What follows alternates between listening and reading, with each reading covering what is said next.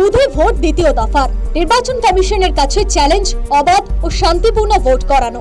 এ ব্যাপারে প্রয়োজনীয় ব্যবস্থাও নিয়েছে কমিশন, কিন্তু প্রশ্ন উঠছে ভাঙড়ে কি আদৌ ভোট শান্তিপূর্ণ হবে? ভোটের মাত্র 24 ঘন্টা আগে ভাইরাল হয়েছে ভাঙড় 1 নম্বর ব্লকের জাগুলগাছি অঞ্চলের 277 নম্বর বুথের তৃণমূল পঞ্চায়েত সদস্য শাহজাহান খানের একটি বক্তব্য। এমন বক্তব্যে বিতর্ক দানা বেঁধেছে। ভাইরাল ভিডিওর সত্যতা যাচাই করেনি নিউজ টাইম।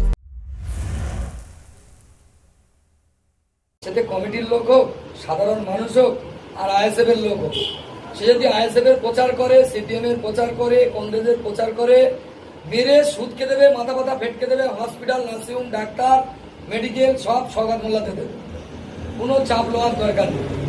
মেরে সুদকে দেবে, বাকিটা আমি বুঝে নেবো। সেইভাবে সক্রিয়ভাবে থাকতে হবে।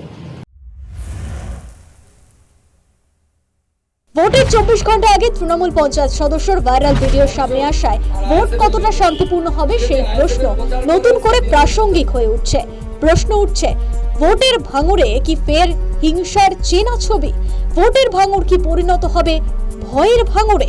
সুর চড়িয়েছেন ভাঙড়ের আইএসএফ প্রার্থী তথা বিদায় বিধায়ক নওশাদ সিদ্দিকী।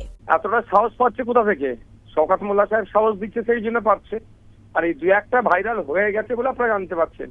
প্রতিনিয়ত ভাঙড় ক্যানিং এ এই ধরনের সন্ত্রাস চালাচ্ছে, ভাষার আক্রমণ চালাচ্ছে, সাধারণ ভোটারদেরকে ভীতস্ত করে রেখেছে। কদিন আগে একটা আমি দেখলাম, ইভিএম মেশিনে দামি ইভিএম মেশিন নিয়ে গিয়ে বলছে যে তুমি ওই নম্বরে প্রেস করছো কি করছো না, ভোটের সিরিয়াল দেখে আমরা বুঝতে পেরে যাবো। অর্থাৎ ভোটারকে প্রভাবিত করছে, আতঙ্কিত করছে, সে কাকে ভোট দিচ্ছে না দিচ্ছে তৃণমূল সেটা জানতে পেরে যাবে। অর্থাৎ তৃণমূলের বিরুদ্ধে কেউ যদি ভোট দেয় তার ব্যবস্থা গ্রহণ করবো, এই ধরনের সন্ত্রাসের ভয়ের আবহাওয়া তৈরি করছে। হিংসা পেছনে ফেলে উৎসবের মেজাজে ভোট হবে ভাঙড়ে, বোঝা যাবে বুধবার। News time.